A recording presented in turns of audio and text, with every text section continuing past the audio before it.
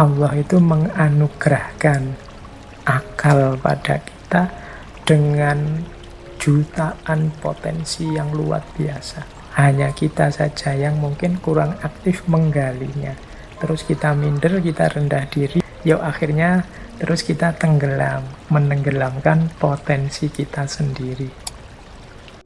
Sabilud dumu'i sabilun murih tanahada ya sahi kay tastarih wa Assalamualaikum warahmatullahi wabarakatuh. Bismillahirrahmanirrahim.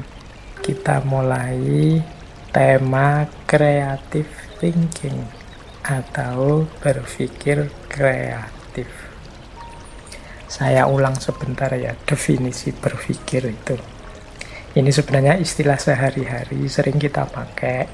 Bahkan kita sering nyindiri orang yang tidak mau mikir, tidak mau berpikir. Misalnya, mbok yo mikir dong, atau diksi-diksi yang semacam itu. Itu menunjukkan bahwa orang itu kalau disebut tidak mikir, orang itu kalau disebut tidak bisa berpikir, itu sesuatu yang memalukan bagi dirinya. Makanya banyak orang nyindir orang yang dianggap tidak bisa berpikir. Semoga teman-teman yang ikut ngaji malam hari ini tidak termasuk orang-orang yang anti berpikir, tidak mau menggunakan akalnya, berpandangan sangat negatif terhadap penggunaan akal budi.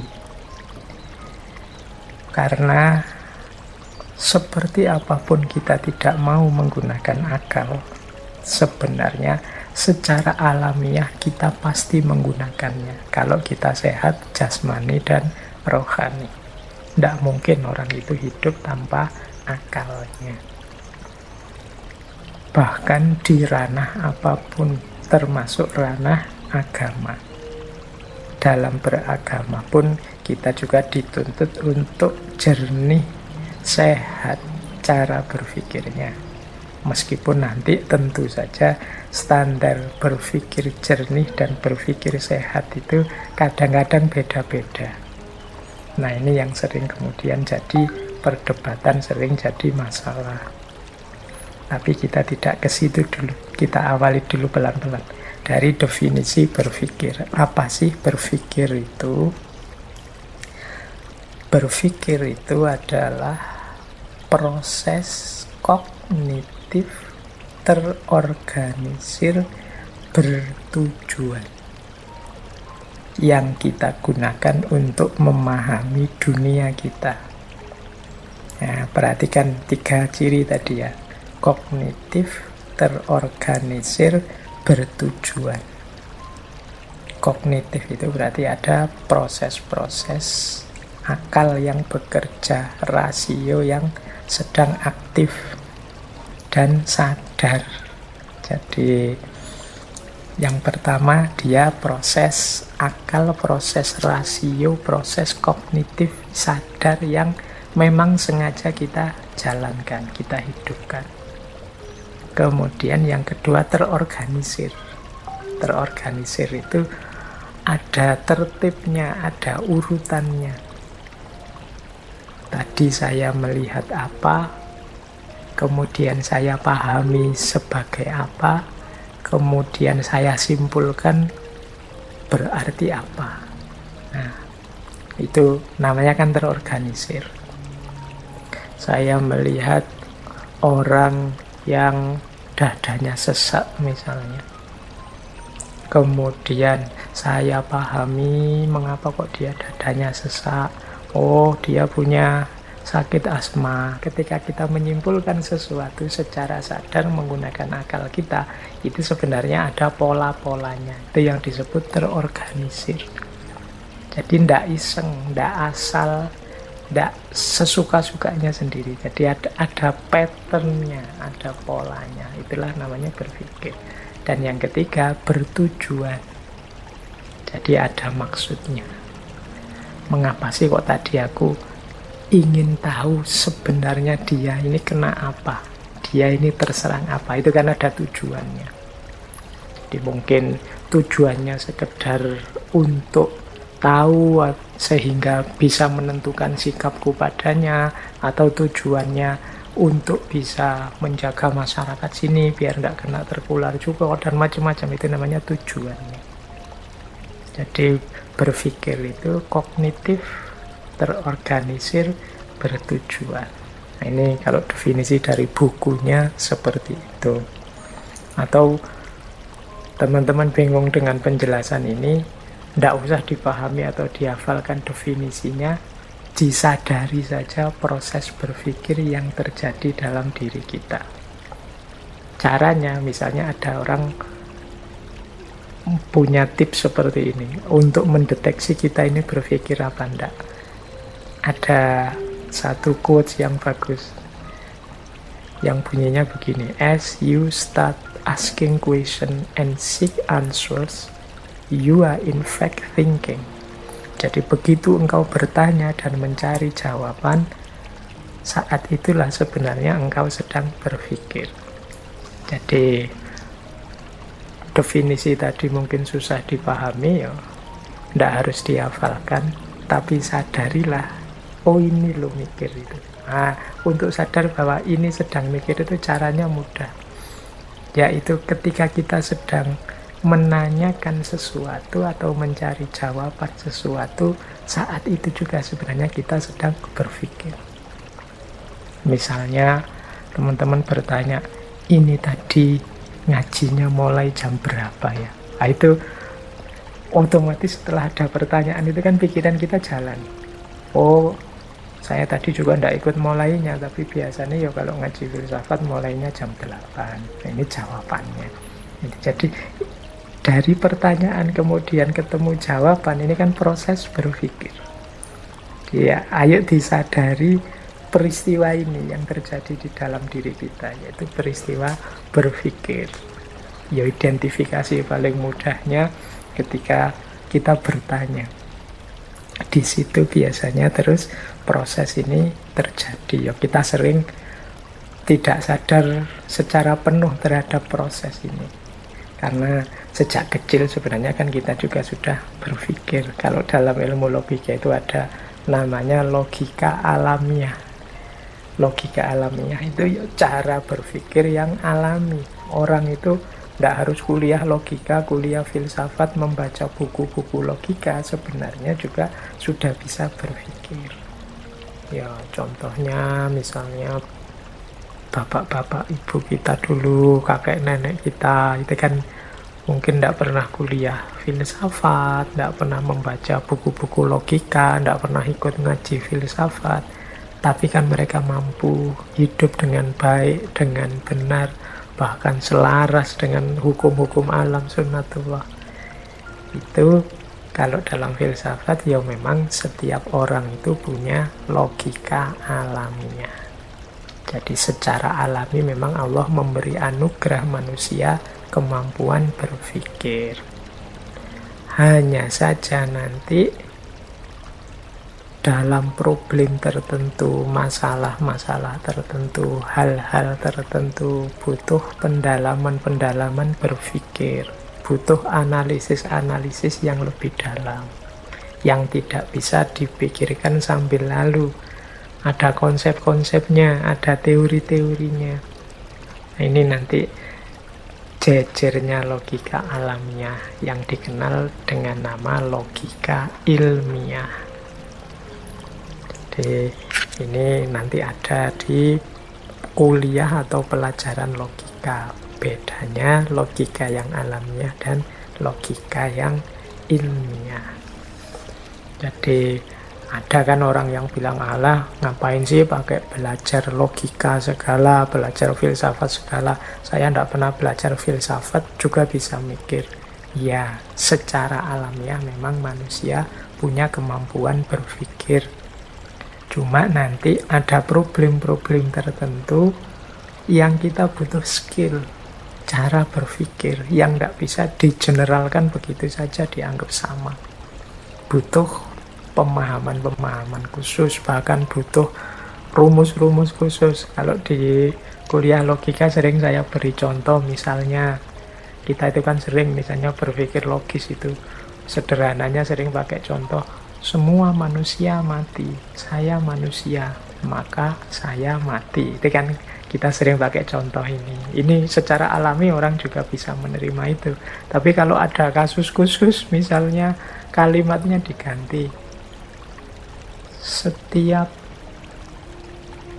bapak adalah laki-laki. Saya laki-laki. Berarti saya, itu kalau pakai rumus tadi itu harusnya berarti saya bapak. Tapi kan tidak mesti kalau yang mengucapkan kalimat ini teman-teman yang belum nikah kan ya. Jadinya tidak cocok, tidak pas. Nah ini salah satu contoh ya, kita harus paham teorinya, paham rumusnya. Nah kalau ini tidak bisa disimpulkan sambil lalu, harus dipikir lebih dalam lagi. Ini salahnya di mana, tidak pasnya di mana.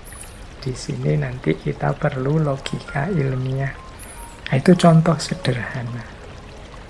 Bagaimana dalam hidup ini kita butuh belajar kemampuan berpikir. Baik, kita lanjutkan. Jadi paling tidak sekarang ngerti yang dimaksud berpikir. Nah, berpikir itu secara umum ada dua tipe. Ini yang satu sudah saya sampaikan dulu. Jadi dua tipe ini, yang pertama adalah critical thinking, berpikir kritis. Yang kedua adalah creative thinking, atau berpikir kreatif. Malam ini kita lanjutkan tipe yang satunya, yaitu berpikir kreatif. Kalau yang berpikir kritis itu kan ada menganalisis, mengevaluasi, menalar, dan lain sebagainya. Nah, kalau creative thinking itu hasilnya adalah ide-ide baru, gagasan-gagasan baru. Itu namanya creative thinking atau berpikir kreatif. Ini cara berpikir yang berbeda, meskipun saling membutuhkan, saling mendukung. Jadi yang satu kritis, yang satu kreatif.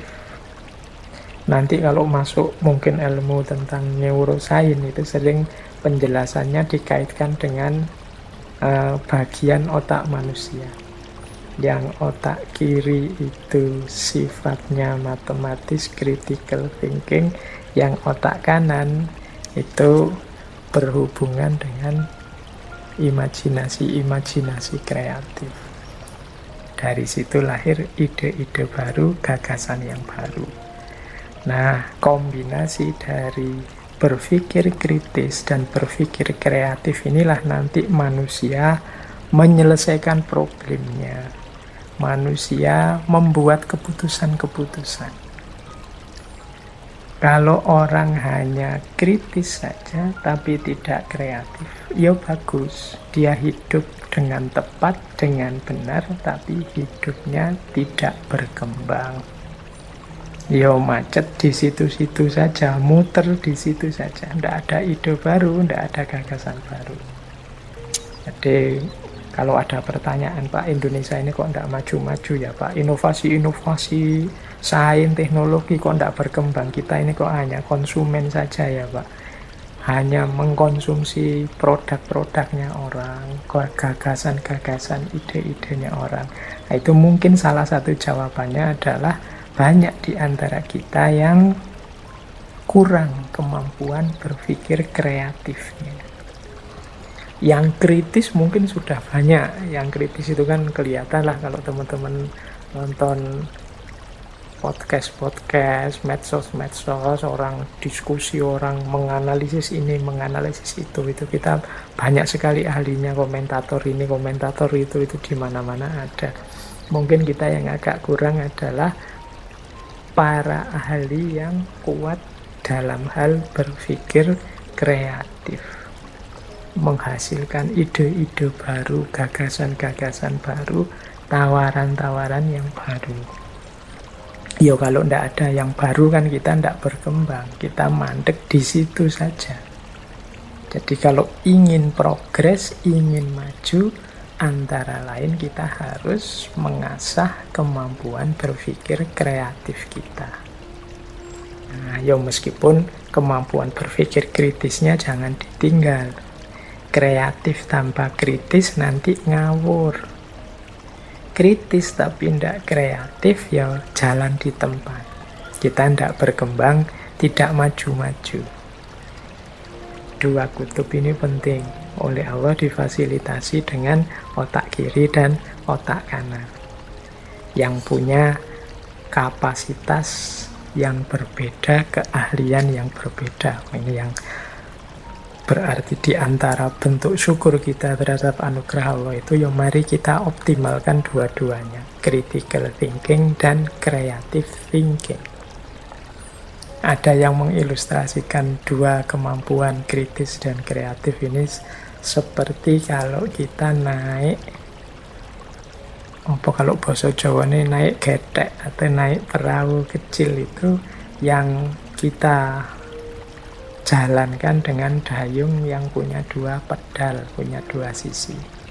Sisi yang satu itu berpikir kritis, sisi yang satu berpikir kreatif. Ini dua-duanya harus hidup. Jangan hanya satu. Kalau hidup hanya satu, ya perahumu, getekmu tidak akan maju pesat, tidak akan cepat jalannya, mungkin malah terombang-ambing. Dua-duanya harus imbang sehingga mengarahkannya jadi mudah. Nah, jadi ini berarti berpikir itu penting, eksistensial, dengan dua tipenya, yaitu critical thinking dan creative thinking. Ini harusnya saya mulai menjelaskan tentang critical thinking. Tapi critical thinking sudah kita jelaskan, berarti malam hari ini kita tinggal menjelaskan yang creative thinking. Baik, kita lanjutkan pembahasan tentang kreatif atau kreativitas. Dalam bahasa Indonesia, kreativitas ini sering didefinisikan sebagai daya cipta. Daya cipta itu satu proses mental yang membuat lahirnya gagasan-gagasan baru atau pemecahan-pemecahan baru, atau menemukan peluang-peluang baru, kemungkinan-kemungkinan yang baru. Ini, kalau dalam bahasa Indonesia ini disebut daya cipta, kemampuan mengkreasi, mengcreate. Meskipun yang dimaksud baru itu tidak harus sesuatu yang sama sekali sebelumnya belum ada. Bisa juga dalam bentuk kombinasi-kombinasi, bisa dalam bentuk merangkai yang sudah ada, yang sebelumnya dikenal sehingga jadi sesuatu yang baru. Misalnya dulu orang kenalnya handphone itu sebagai alat komunikasi, tapi kemudian gagasan tentang handphone ketemu dengan gagasan tentang kamera, digabung jadilah smartphone misalnya. Hari ini kan smartphone itu ya handphone kita yang ada berbagai macam alat di situ, tidak hanya kamera sebenarnya. Tapi ini sebenarnya menunjukkan sesuatu kreasi, daya cipta yang luar biasa menggabungkan ide-ide yang ada sebelumnya. Jadi kamera kan orang sudah kenal sebelumnya, handphone orang sudah kenal sebelumnya. Nah, nanti handphone yang ada kameranya itu sesuatu yang genuine. Nah, ini namanya kreativitas. Peradaban manusia itu berkembang, maju, progres karena kuncinya adalah daya kreasi atau daya cipta atau kreativitas. Maka berpikir kreatif seperti saya bilang tadi nanti menjadi kuncinya kemajuan. Baik, saya lanjutkan. Nah, malam hari ini kita akan banyak belajar dari seorang tokoh yang dikenal sering dan banyak menulis tentang teknik berpikir. termasuk berpikir kreatif ini. Namanya adalah Edward de Bono. Teman-teman mungkin pernah membaca buku beliau ya, ada beberapa yang populer sekali, misalnya 6 topi berpikir, berpikir lateral, dan lain sebagainya. Beliau ini dokter, psikolog, penulis, filosof yang berasal dari Malta. Nah, malam hari ini kita akan mengambil beberapa teori dan konsep dari beliau tentang berpikir, khususnya berpikir kreatif ini. Menurut Edward de Bono, kreativitas itu adalah sumber daya manusia yang paling penting. Kata beliau, kalau tidak ada kreativitas, tidak akan ada kemajuan, maka kita selamanya hanya akan mengulang hal yang sama. Kalau manusia itu tidak kreatif, kita mungkin hari ini memakai baju yang sama seperti manusia-manusia purba, manusia primitif zaman dulu. Mungkin kayak baju kita masih kayak Flintstone, itu mobilnya ya masih mobil kayak di Flintstone, itu tidak berkembang sampai sekarang. Tapi kan manusia itu kreatif. Jadi selalu terjadi kemajuan dan perubahan. Kuncinya apa? Daya kreativitas. Maka malam hari ini mari kita latihan berpikir kreatif dalam rangka memenuhi amanat Allah untuk memajukan dan memakmurkan bumi. Nah, kita lanjutkan lagi. Menurut Edward de Bono lagi, berpikir kreatif itu bukan bakat, tapi satu keterampilan yang dapat dipelajari. Ia memberdayakan manusia dengan menambah kuat kemampuan alaminya, produktivitasnya, dan keuntungan-keuntungan lainnya. Jadi ini penting ya, kita garis bawahi, berpikir kreatif itu bukan bakat, tapi keterampilan yang dapat dipelajari. Berarti teman-teman tidak boleh alasan, Pak, saya tidak bisa Pak kalau disuruh kreatif itu. Saya tidak bisa Pak kalau saya disuruh mencari solusi, menemukan ide-ide baru. Saya itu makomnya hanya follower Pak. Saya itu konsumen, bukan produsen. Termasuk dalam hal pikiran. Nah, ini berarti kalau mengikuti pikiran Edward de Bono tadi, tidak begitu. Mungkin itu hanya alasan kita saja, dalih kita saja karena kita malas. Setiap orang itu bisa. Ini seperti keterampilan. Ya keterampilan itu memang kalau kita tidak belajar, tidak melatih diri, ya memang tidak bisa. Tapi kalau kita mau dan serius melatih diri, insya Allah bisa. Wong itu keterampilan yang bisa dipelajari. Tidak ada hubungannya dengan bakat. Jadi jangan alasan, tidak bakat saya mikir itu Pak, tidak bakat saya filsafat itu, tidak bakat. Tidak, itu keterampilan. Itu alat yang bisa kita pakai dan kita bisa belajar cara memakainya yang benar. Jadi keterampilan berpikir atau thinking skill. Ini penting karena sering saya dengar orang dengan dalih ini kemudian tidak mau belajar untuk cara berpikir yang benar, belajar logika atau belajar filsafat. Tidak, ini bukan bakat, tapi keterampilan. Berarti kuncinya ada kita mau atau tidak untuk berlatih dan belajar sampai kita menguasai keterampilan itu. Mungkin nanti ada yang tanya juga, tapi kan enggak belajar juga enggak apa-apa toh Pak, enggak berlatih di situ enggak apa-apa toh Pak, kon enggak wajib, enggak ada dalilnya juga. Misalnya ada yang ngeyel begitu, iya, ayo itu hakmu sih mau belajar untuk terampil apa enggak, tapi jangan lupa berpikir kreatif itu kunci kemajuan, kunci kita sukses menjalankan berbagai kewajiban-kewajiban kemanusiaan dan juga kewajiban kehambaan. Jadi itu garis bawah dari pandangannya Edward de Bono bahwa berpikir kreatif itu tidak ada hubungannya dengan kapasitas kita atau bakat kita.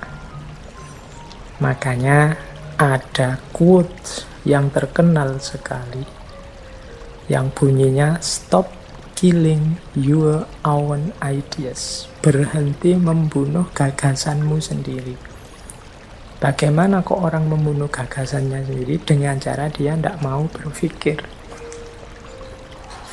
Coba dia mau berpikir, coba dia mau mengembangkan pemikirannya. Mungkin dari dirinya akan muncul ide-ide segar, gagasan-gagasan yang luar biasa, yang manfaat maslahatnya banyak. Jadi stop killing your own ideas. Jadi jangan membunuh dirimu sendiri secara intelektual. Nah, itu mungkin maknanya begitu. Membunuh diri secara intelektual itu dengan tidak mau mikir atau punya pandangan biar yang pinter-pinter saja Pak, yang lain saja yang mikir. Saya tidak nyampe Pak, saya tidak tuh saya mikir sampai ke sana. Kan ada yang pendiriannya seperti itu. Nah, itu mirip seperti kritik dari quotes ini, stop killing your own ideas. Jadi mbok jangan bunuh diri intelektual. Ayo berjuang. Ya namanya berjuang ya tetap semampu kita. Jangan mau berhenti berpikir. Ada pandangan bahwa setiap orang itu sebenarnya kreatif. Tidak ada kok orang itu tidak kreatif. Ada pandangan juga semakin kita percaya bahwa kita kreatif, semakin kita akan kreatif. Mengapa kok ada orang yang merasa dirinya tidak kreatif? Pertama-tama karena dia sejak awal sudah tidak percaya bahwa dirinya kreatif. Allah itu menganugerahkan akal pada kita dengan jutaan, puluhan, mungkin ratusan juta potensi yang luar biasa. Hanya kita saja yang mungkin kurang aktif menggalinya. Terus kita minder, kita rendah diri, memposisikan diri, Pak saya level-level orang biasa awam saja Pak, tidak mungkin saya punya gagasan-gagasan otentik. Yuk akhirnya terus kita tenggelam, menenggelamkan potensi kita sendiri. Teman-teman kan mungkin sering ngalami ya, misalnya ini loh dari orang yang tidak terduga-duga tiba-tiba muncul gagasan yang luar biasa. Ini orang ini hanya pedagang keliling, tapi begitu diajak ngobrol, keluar ceplosan yang mengagetkan, yang tidak kalah dibandingkan para filosof. Simbahku, nenekku ini hanya petani, tapi kalau menasehati kalah Cicero, Seneca, Marcus Aurelius itu. Mengapa bisa begitu? Ya memang karena setiap orang punya derajat level intelektual yang tinggi. Hanya saja mungkin banyak orang yang tidak sadar atau tidak percaya dengan kapasitas dan kemampuannya. Ada pandangan lagi kreativitas seseorang itu dari ekspresi otentiknya. Kalau teman-teman ingin kreatif, berhenti jadi follower saja, yang membebek saja, ikut saja gagasan orang, itu yang membuat kita selalu bingung, terombang-ambing ke kiri, ke kanan, ke selatan, ke utara. Ayo ekspresikan keinginan otentikmu, ungkapkan apa yang engkau inginkan. Jangan malu-malu menyatakan apa yang terlintas di pikiranmu. Siapa tahu dari situ muncul gagasan-gagasan besar dan penting. Jadi stop killing your ideas.